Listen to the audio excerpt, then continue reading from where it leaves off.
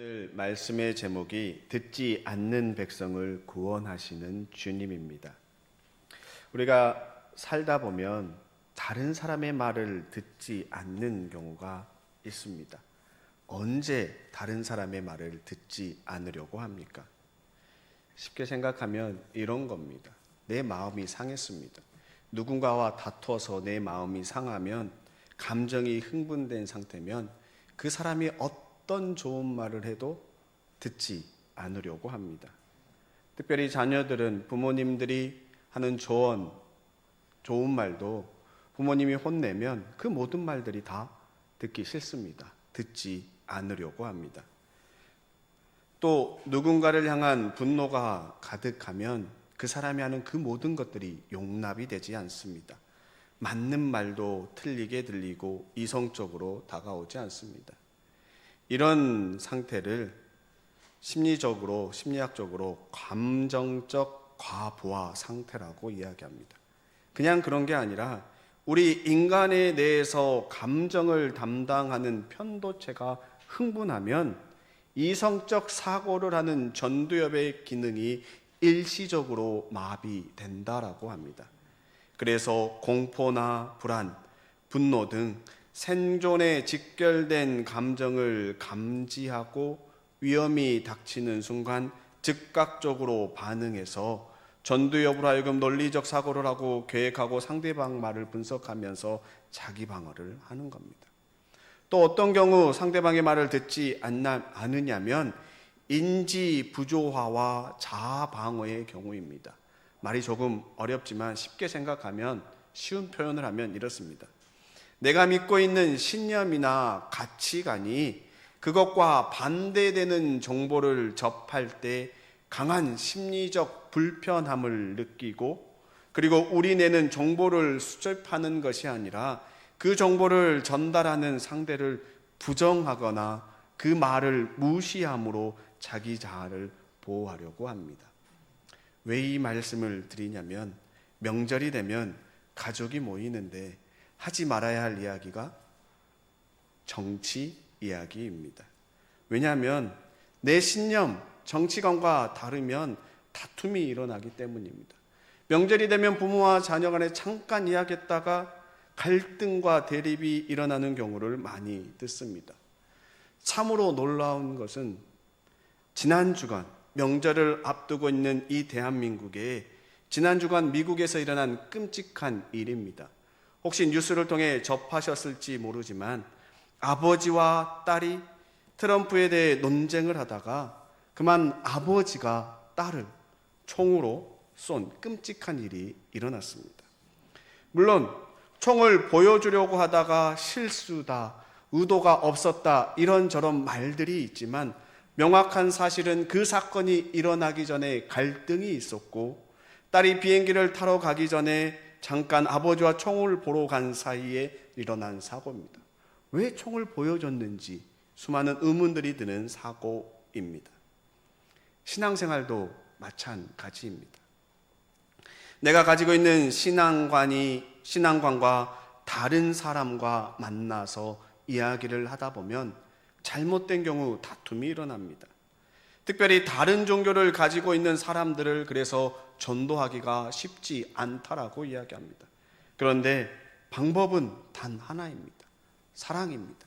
다른 그 어떠한 종교에도 없는 기독교의 가장 큰 핵심은 사랑입니다. 주님께서 우리를 사랑하셨기 때문에 십자가 보혈을 흘리셨고, 그로 인해 우리가 구원받았고 그 사랑을 우리가 받은 겁니다. 주님이 나를 사랑한 그 사랑이 그대로 다른 사람에게 흘러가야만 전도가 가능한 겁니다. 그러면 우리는 쉽지 않다고 이야기합니다. 왜냐하면 내가 하려고 하기 때문에. 내가 하려고 하지 말고 주님께서 나를 사랑한 그 사랑을 깊이 진심으로 깨닫고 경험하게 해달라고 기도하면 그 사랑이 느끼게 되면, 알게 되면 흘러가는 겁니다. 주님의 사랑을 깊이 체험하지 못하고 이성적으로 하려고 하니까 자꾸 내 자아가 드러나고 잘못된 선택을 하는 겁니다. 그래서 이단들이 그런 인간의 마음을 살짝 건드려서 교회 공동체를 무너뜨리는데 가장 대표적인 신천지의 산 옮기기 방법이 이와 같습니다. 교회 공동체를 무너뜨리기 위해 담임 목회자에 대한 신뢰를 무너뜨리고 성도 간의 갈등을 조장해서 자꾸 분란이 일어나게 합니다. 왜 이 일들이 일어나냐면 목회자에 대한 신뢰가 무너지면 그 어떠한 말씀도 귀에 들어오지 않습니다. 반면에 목회자에 대한 신뢰가 있으면 누가 들어도 영 아닌 말씀인 것 같은데 은혜 받았다라고 이야기합니다. 중요한 것은 내가 말씀을 받을 준비가 되어 있는가 있지 않는가입니다. 그래서 설교 전에 우리는 가슴에 손을 얹고 준비를 합니다. 주님, 세상 일로 인하여 어지러운 마음, 혼란한 마음, 그 모든 것 다 내려놓고 하나님의 말씀을 듣겠습니다. 받겠습니다. 가슴에 손을 얹고 기도하는 겁니다. 처음에는 모두가 했는데 모르겠습니다. 요즘은 얼마나 간절한 마음으로 기도하는지. 정말 그 마음이 준비된 마음으로 기도할 때 주님의 은혜가 우리에게 임하는 겁니다. 오늘 우리에게 주신 말씀이 그러합니다. 먼저 출애굽기 6장 9절에 보면 그들이 마음의 상함과 가역한 노역으로 말미암아 모세의 말을 듣지 아니하였더라라고 기록합니다. 이스라엘 백성이 모세가 전한 하나님의 말씀, 약속을 듣지 아니한 이유는 그들의 마음이 상했기 때문입니다. 그들의 마음이 무엇에 상했냐면 출애굽기 4장 31절 보면 모세가 처음 하나님의 소명을 받고 이스라엘 백성들에게 갔을 때 백성들은 하나님이 그들을 찾아오셨다는 소식에 기뻐하며 경배하며 머리 숙이며 크게 기뻐 맞이하였습니다. 큰 기대를 품었습니다. 그런데 모세가 바로를 만나고 온 후에 상황이 좋아지기는커녕 악화되었습니다. 5장 18절 19절 이제 가서 일하라. 집은 너희에게 주지 아니할지라도 벽돌은 너희가 맡은 수량대로 바칠지니라. 기록하는 자들이 너희가 매일 만드는 벽돌을 조금도 감하게 못하리라 함을 듣고 화가 몸에 미친 줄 알고, 바로는 그 말을 듣고 이스라엘 정체성을 흔들기 위해 더 가혹한 일을 맡긴 겁니다. 집을 주지 않으면서 이전과 똑같은 수량의 벽돌을 만들라고 합니다. 이것은 단순한 노동이 아니라 육체적 한계를 시험하여서 그들이 잠시라도 하나님을 생각하지 못하도록 노동력을 착취하는 일들을 벌인 겁니다. 기대했던 구원은 무너졌고 감당할 수 없는 가혹한 노동이 이스라엘 백성들 앞에 주어진 겁니다. 그래서 5장 22절과 23절 모세가 여호와께 돌아와 아뢰되 주여 어찌하여 이 백성이 학대를 당하게 하셨나이까? 어찌하여 나를 보내셨나이까? 내가 바로에게 들어가서 주의 이름으로 말한 후부터 그가 이 백성을 더 학대하며 주께서도 주의 백성을 구원하지 아니하시나이다. 더 가혹한 노동이 가해지니까 오늘 본문 9절에 마음이 상하여 히브리어로 코체르류하 숨이 짧아졌고 영혼이 조급해졌다는 뜻으로 숨이 턱끝까지 차올라 조급해진 상태로 극심한 스트레스와 피로가 누적된 상황입니다. 그래서 하나님의 구원의 계획 다 필요 없다라는, 듣지 않는다. 구원한다고 했는데 더 큰 노동이 지어주고 있는데 무슨 구원이냐고 듣지 않는다라는 겁니다.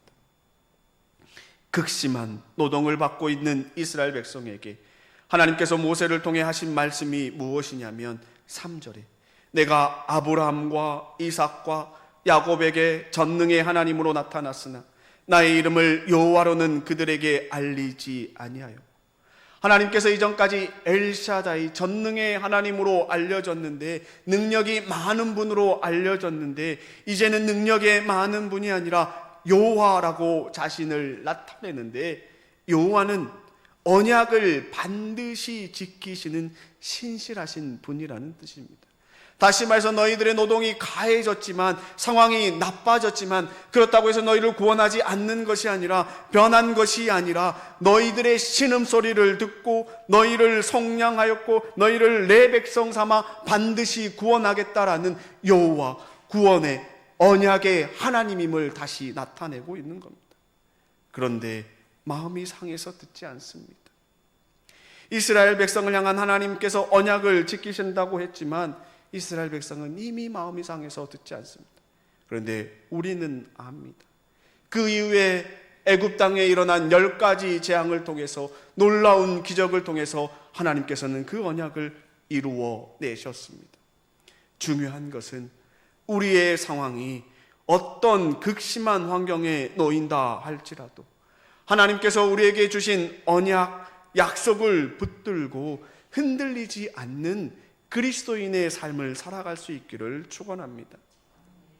우리의 삶 속에 힘든 경우, 극심한 환경에 노출되었을 때 우리는 어떠한 선택을 하였습니까? 예수님께서 이 땅에 오셨을 때 우리가 함께 읽지는 않았지만 함께 보는 복음서 마태복음 14장 말씀을 보면 너무나 충격적인 비극이 기록되어 있습니다. 하나님의 성실한 일꾼이자 예수님의 길을 예비했던 세례 요한이 헤롯의 술잔치에서 허망하게 목배임을 당해 죽임을 맞이합니다.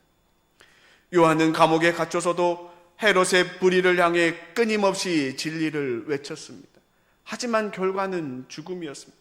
왜냐하면 헤롯 왕이 자신의 생일날 분위기에 취해서 헤로디아의 딸에게 무엇을 요구하든지 내가 다 들어주겠다라고 수많은 사람들 앞에서 맹세하고 약속을 했는데 그 딸이 요구한 것은 요한의 목이었던 겁니다.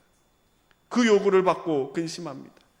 하지만 헤롯은 자기 체면과 사람들의 시선 때문에 그 압박감을 이기지 못하고 비겁한 선택을 합니다.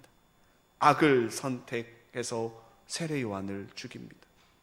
하지만 스승의 처참한 시신 앞에 놓여 요한의 제자들은 달랐습니다.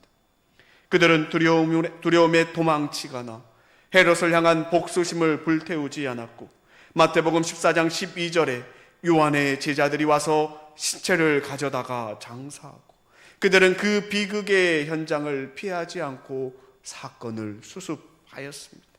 그리고 예수께 아뢰니라. 아뢰다라는 뜻은 아팡겔로로 단순히 정보를 전달하는 것이 아니라 공식적으로 보고한다는, 그 상황을 예수님께 정식적으로 아뢰입니다. 제자들은 예수님을 찾아가서 주님, 요한이 죽었습니다.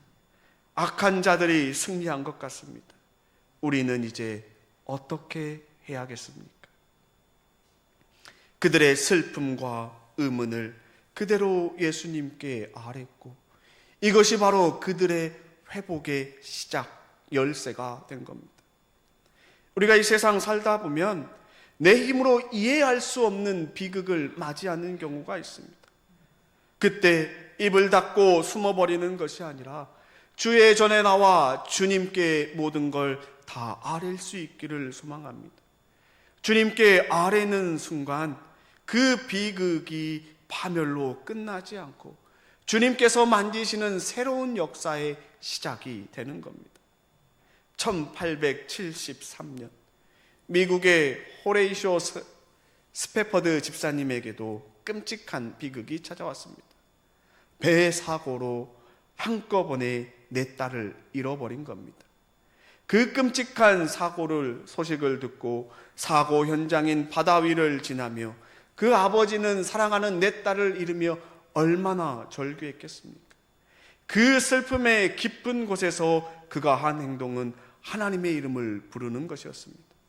그때 만들어진 찬송가가 우리가 잘 아는 413장, 내 평생에 가는 길 순탄하여 늘 잔잔한 강 같든지 큰 풍파와 무섭고 어렵든지 내 영혼은 늘 편하다. 이 고백의 찬송을 드린 겁니다.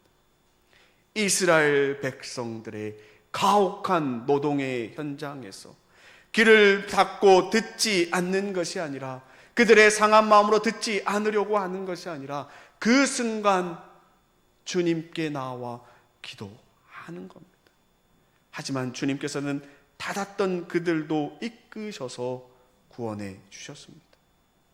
주님께 아뢰는 것이 왜 중요하냐면, 이 땅에서 끊임없이 사탄이 우리 그리스도인들을 향하여 참소하고 있기 때문에, 요한계시록 12장 7절에서 9절 말씀, 하늘에 전쟁이 있으니 미가엘과 그의 사자들이 용과 더불어 싸울새 용과 그의 사자들도 싸우나 이기지 못하여 다시 하늘에서 그들이 있을 곳을 얻지 못한지라. 큰 용이 내쫓기니 곧 옛뱀 곧 마귀라고도 하고 사탄이라고도 하며 온 천하를 깼는지라. 그가 땅으로 내쫓기니 그의 사자들도 그와 함께 내쫓기니라. 미가엘과 그의 사자들은 하나님의 공의를 집행하는 집행자, 다시 말해서 성도들을 보호하는 영적 군대이고, 용과 그의 사자들은 하나님의 질서를 대항하고 성도들을 밤낮으로 정죄하고 참소하는 사탄의 권세들입니다. 이 둘이 하늘에 전쟁이 있었는데 미가엘과 그의 천사들이, 사자들이 승리했고 용과 그의 사자들은 내쫓김을 당했습니다. 우리가 전쟁과 전투를 구분해야만 합니다. 전쟁은 국가나 집단 간의 거대한 목적을 달성하기 위해 모든 역량을 총동원한 거시적인 상태의 전쟁을 이야기합니다. 왜 싸우는가에 대한 답을 찾는 과정이고, 전투는 전쟁이라는 큰 목표를 이루기 위해 특정한 시간과 장소에서 벌어지는 작은 충돌입니다. 작은 싸움입니다. 하늘의 전쟁에서 사탄과 그의 무리는 패배하고 지상으로 쫓겨났습니다. 그 쫓겨난 사탄과 그의 무리, 옛뱀과 마귀와 사탄은 전쟁에서 지고 땅에서 전투를 벌이고 있습니다. 그 전투는 다른 것이 아니라 그리스도인들을 향하여 끊임없이 미혹하고 유혹하고 참소하는 전투입니다. 끊임없이 비난합니다. 그래서 전투에서 10번 이겨도 전쟁에서 지면 지는 겁니다. 이 땅에서 사탄이 끊임없이 우리를 유혹하고 미혹하고 참소해서 쓰러지고 좌절해서 무너진다고 해서 우리가 지는 것이 아니라 하늘 전쟁에서 승리했기 때문에 주님을 바라보며 승리의 삶을 살아야 하는 겁니다. 이 땅에서의 삶이 조금 힘들고 출애굽기에 기록된 이스라엘 백성들처럼 절망적이고 화가 나서 주님의 말씀이 들리지 않을 수 있고, 아니 안 들을 수 있고, 마태복음에 기록된 것처럼 세례 요한의 죽음으로 절망적인 순간이 올 수도 있지만, 여호와 하나님, 언약의 하나님, 언약을 지키시는 하나님께서 이 땅에 예수 그리스도를 보내사 우리의 모든 죄를 지시고 십자가의 보혈로 흘리심을 매마 우리는 이 전쟁에서 승리한 구원받은 백성이라는 사실입니다. 하늘에서 승리한 전쟁입니다. 이 땅에서의 삶은 나그네의 삶이기 때문에 결국엔 승리의 삶을 살기에 주님을 바라보아야만 하는 겁니다. 계시록 12장 10절에 하늘의 구원과 능력과 또 그의 그리스도의 권세가 나타났으니 우리 형제들은 참소하던 자, 곧 우리 하나님 앞에서 밤낮 참소하던 자가 쫓겨났고, 주님께서 그 비방하던 모든 자를 쫓아내셨어요. 우리의 죄를 사탄이 끊임없이 주님 앞에 이야기합니다. 이 사람은 욕을 하는 사람이에요. 이 사람은 성도를 비난했어요. 이 사람은 공동체를 분리하게 만들었어요. 이 사람은 목회자에 대한 신뢰를 무너뜨렸어요. 헛소문을 만들었어요. 끊임없이 참소하지만 그때마다 주님께서 하시는 말씀이, 내가 그를 위해 피를 흘려 대신 죽었다. 성경에 나온 베드로를 향해 사탄이 이자는 예수님을 저주하며 욕했습니다. 3번 부인했습니다. 바울을 향하여 이제는 예수님을 믿는 자들을 찾아가 돌로 쳐 죽였고 잡아다가 죽이려고 했던 자입니다라고 이야기하는 겁니다. 그때마다 예수님께서 하시는 말씀이 내가 그를 위해 피를 흘려 대신 죽었노라. 11절 말씀이 또 우리 형제들이 어린 양의 피와 자기들이 증언하는 말씀으로써 그를 이겼으니 그들은 죽기까지 자기들의 생명을 아끼지 아니하였도다. 진실된 그리스도인은 어떠한 상황 속에서도 교회 공동체를 벗어나지 않고 교회 공동체 안에서 주님의 흘리신 보혈에 힘입어 회개하며 기도합니다. 그리고 하나님의 말씀을 붙들고 기도하며 서로를 위해 격려하는 겁니다. 사랑하는 성도 여러분, 우리는 이 세상 살면서 끊임없이 사탄이 걸어오는 작은 전투에 놓이게 됩니다.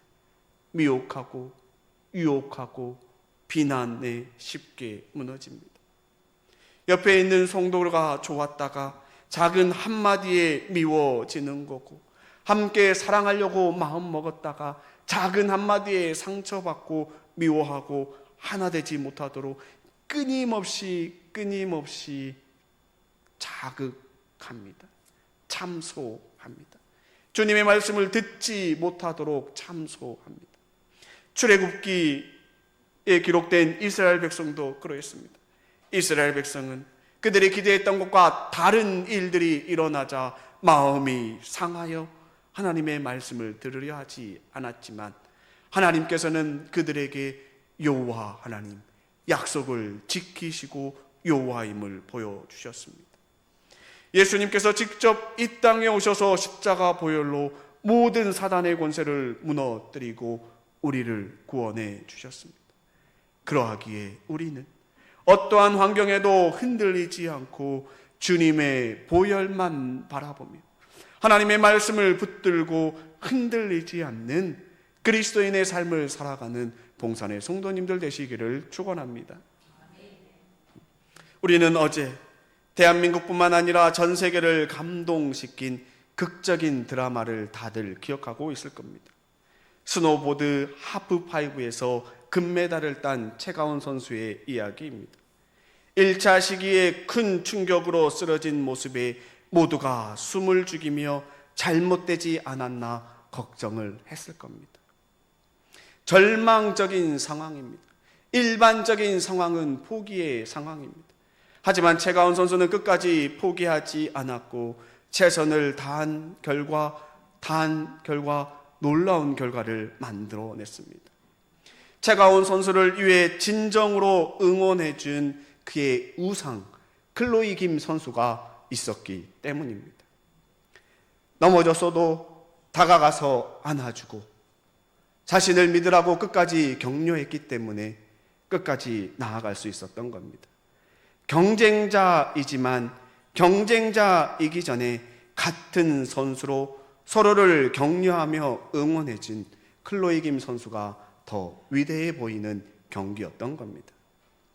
세상은 그리스도인들을 향하여 끊임없이 처참하게 참소하고 무너뜨리는 순간이 온다 할지라도 그로 인하여 마음이 상하여 하나님의 말씀이 들리지 않는 순간이 온다 하더라도 함께 신앙생활하는 교회 공동체 구성원이라면 서로가 서로를 격려하며 하나가 되어 오직 주 예수 그리스도의 보혈을 바라보고 그 보혈로 회개의 기도를 드리며 하나님의 말씀을 붙들고 기도하는 봉산의 성도님들 되시기를 축원합니다.